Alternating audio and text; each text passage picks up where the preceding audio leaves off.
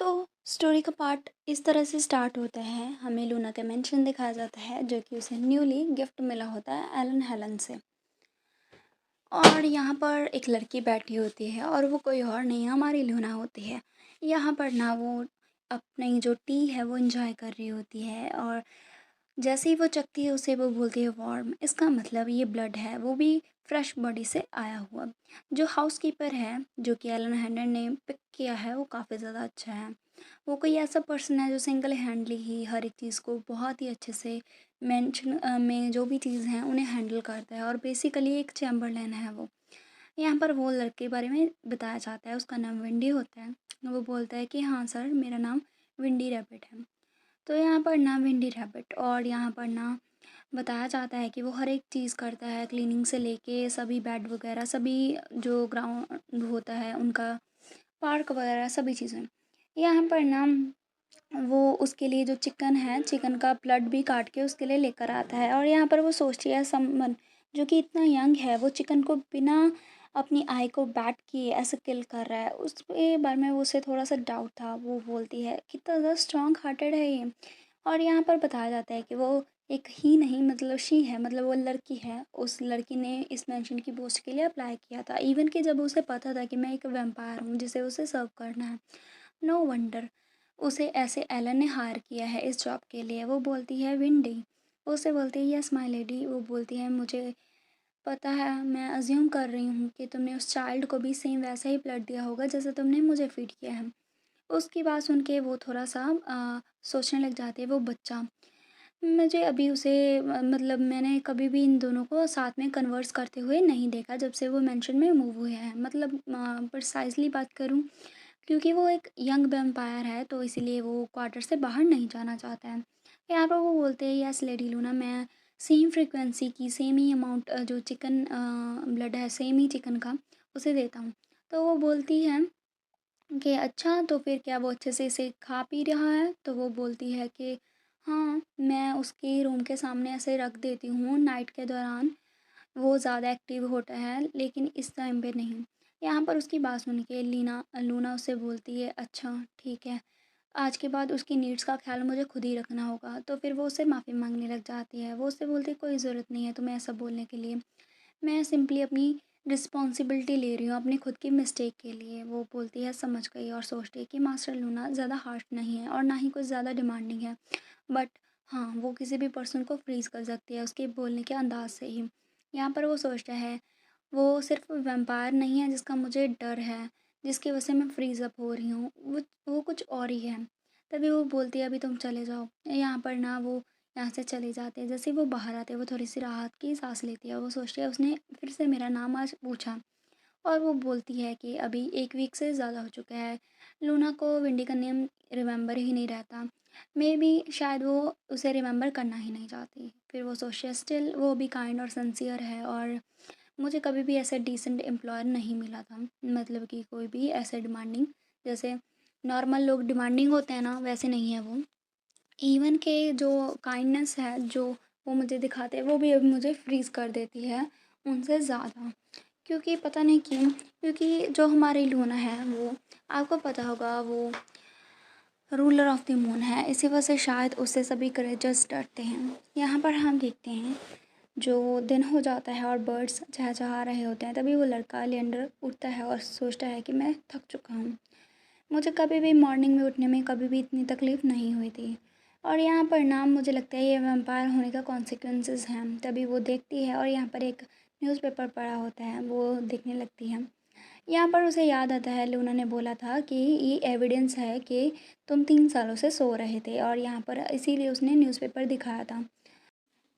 यहाँ पर हम देखते हैं वो जो लियोंडर होता है वो याद करता है कि न्यूज़पेपर से मुझे पता चला कि मैं 3 साल से सो रहा था। और यहाँ पर वो सोचती है कि जो रियलिटी थी वो इतनी ज़्यादा शॉकिंग नहीं थी मेरे लिए, क्योंकि मेरी जो कॉन्शियसनेस थी वो हमेशा से ही अवेक थी और तो मेरी बॉडी स्लीप कर रही थी। उसका जो माइंड है वो हमेशा कुछ ना कुछ सोचता और रहता था और हमेशा से ही जागता था। और उसके अलावा उसके जो एक थॉट था वो उसकी ओर हमेशा डोमिनेट रहा था। और यहाँ पर वो सोचते हैं कि मे बी ये बेटर होगा अगर मैं कभी उठूँ ही ना।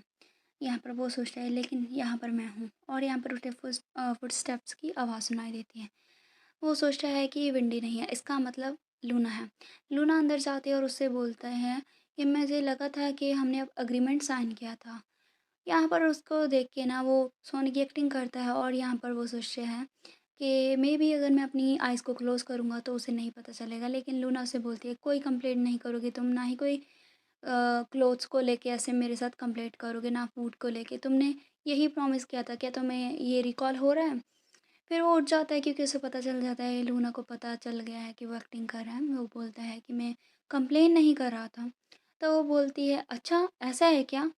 वो आगे बोलता है कि मैं ऐसे तुम्हारी कंडीशन से अगेंस्ट जाने की कोशिश नहीं कर रहा था, लेकिन मैंने ट्राई किया था उसे ड्रिंक करने के लिए, लेकिन मुझसे नहीं हो पाया। आखिर कौन ही सडनली ऐसे ब्लड पी सकता है?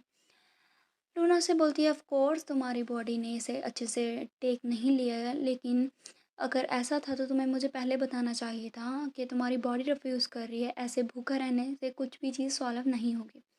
वो उसे बोलती है लेकिन तुमने मुझे कहा था कि मैं कंप्लेन ना करूं। तभी वो उसके सामने ब्लड करती है और उससे बोलती है स्टिल उसका मतलब ये नहीं है कि मैं भूखा रखूँगी। उससे बोलती है कि इसे ड्रिंक करो।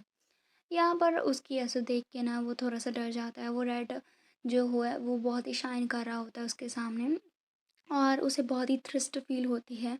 और क्योंकि वो वैम्पायर, उसे पता चल जाता है कि ये ह्यूमन ब्लड है। वो बोलता है कि ये तो ह्यूमन ब्लड है।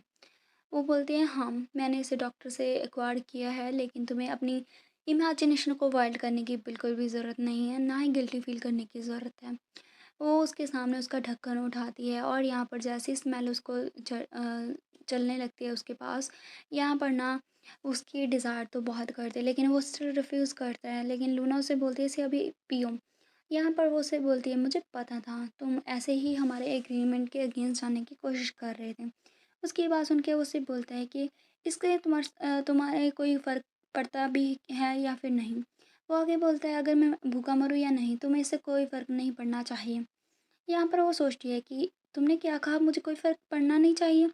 वो सोचती है कि तुम्हारे मास्टर होने के नाते जो फ़ैमिलियर और मैं, मतलब फैमिली और मास्टर दोनों ही सिमिलर जो इमोशंस हैं वो शेयर करते हैं। मतलब लूना को सभी जो इमोशंस अभी वो फ़ील कर रहा है, जो भूख की है, मतलब उसे भूख लग रही है, वो भी उसे फ़ील हो रही है। और यहाँ पर वो सोचती है ऑफ कोर्स बिकॉज़ उसका जो फ़ैमिलियर है वो भी भूखा मर रहा है, इसका मतलब ये नहीं है कि लूना भी भूखा मर रही है, लेकिन उसकी जो फ़ीलिंग है वो उसके तरफ पहुँच रही है, जिसकी वजह से उसे अच्छा नहीं लग रहा है। और वो सोच रही होती है कि 3 साल वो बिना ब्लड के सो रहा था, और जो थ्रस्ट होती है ना उसके बाद उठने के बाद बहुत ही अनबियरेबल होती है उसके लिए। लेकिन ये अभी भी रिफ्यूज़ क्यों कर रहा है? अगर उसने ऐसे ही कंटिन्यू किया तो बहुत ही बुरा हो सकता है। वो आगे बोलती है कि परहैप्स तुम्हें डेथ चाहिए, है ना? इसकी बात सुन के वो फ्लेंच हो जाती है, मतलब कहीं न कहीं वो सही थी। वो बोलता है क्या? वो बोलती है आगे इसीलिए तो तुम हमेशा जो कर्टन्स है उसे ऐसे ओपन रखती हो, इवन कि जब तुम्हें पता है वैम्पायर सनलाइट में वीक हो जाते हैं। यहाँ पर वो सोचती है तुम किसी और के फ़ैमिलियर नहीं हो, तुम मेरे फ़ैमिलियर हो, इसलिए तुम्हें डेथ ईज़िली नहीं मिलेगी। मतलब कि क्योंकि उसने उसे काटा था इसी वजह से वो जल्दी नहीं मर पाएगा। तुम अभी खुद को ट्राई कर रहे हो भूखा मारने का। तुम ज़रूर से सोच रहे होगे अगर तुम किसी ब्लड को कंज़्यूम नहीं करोगे तो तुम्हें डेथ आसानी से मिल जाएगी। और तुमने क्या कहा कि मुझे कोई फ़र्क नहीं पड़ना चाहिए। वो उसे ग्रैब कर लेती है और उससे बोलती है तुम बिल्कुल सही कह रहे हो, ये बिल्कुल मैटर नहीं करता। लेकिन हाँ, मैं ऐसे तुम्हें स्मॉल गिफ्ट देना चाहती हूँ अभी। और यहाँ पर वो उससे आगे बोलती है कि तुम अगर भूखा रहोगे तब भी तुम्हारी लाइफ नहीं जाने वाली है। वो उसके जो होता है माउथ से दबा देती है अपने हाथों से। वो उससे बोलती है जो ब्लड के बिना एक दिन शो करता है, चाहे 1 वीक हो चाहे और साल महीने बीत जाएँ। तुम्हारे पास कोई भी एनर्जी नहीं होगी कुछ भी करने के लिए, और अगर मंथ तुम ऐसे ही रहोगे तो देख लेना तुम क्रेव करोगे, तुम किसी भी चीज़ को बाइट करने लगोगे, और अगर ऐसे ही तुमने 1 ईयर तक खुद को भूखा रखा तो रिज़ल्ट और भी ज़्यादा पेनफुल रहेंगे। तो यहाँ पर उसकी बात सुन के वो बोलता है कि तुम्हें कैसे पता चला? और आगे से बोलती है कि तुम तो एक ऑर्डिनरी ह्यूमन हो ना। यहाँ पर ना उसकी बातों को सुन के वो जो है हमारा लियोन वो काफ़ी ज़्यादा मतलब हताश हो जाता है, और यहाँ पर ना जो है लूना वो सोचती है, क्योंकि मैंने भी ऐसी लाइफ जी है इसलिए मुझे इस बारे में पता है। वो आगे उससे बोलती है बिना फूड के जो ह्यूमन लाइफ है वो एंड हो सकती है, और जो अगर ईयर ऐसा ही हुआ तो बहुत सारी डेथ को लीड कर सकती है। लेकिन इवन कि अगर डज़न जो पेनफुल मोमेंट्स भी आएँ तुम तब भी स्टिल लिव रहोगे। मतलब कि अगर तुम चाहे कुछ भी कर लो, तुम ज़िंदा रहने वाले हो तो तुम्हें इसे ड्रिंक करना ही होगा। वो उसके माउथ को पकड़ती है, उसे में ब्लड डाल देती है और उससे बोलती है चाहे तुम इस ड्रिंक करो चाहे ना करो, तुम्हें ज़िंदा तो रहना पड़ेगा ही। जैसे ही वो उस ब्लड उसके अंदर जाता है, उसकी वैम्पायर जो है वो जागने लग जाती है, और फिर वो थोड़ा-सा ब्लड पीने के बाद उससे वो शीशी छीन लेता है और वो खुद ही से पीने लगता है। यहाँ पर लूना उसके ऐसे करते हुए देखती है, और यहाँ पर फिर वो उसे उसके पास बैठी रहती है और सोचती है कि अगर ये इतना ही ईज़ी होता ना खुद को मारना, तो मैं 1000 टाइम खुद को पहले ही मार चुकी होती। यहाँ पर हमारा जो सीन है ये वाला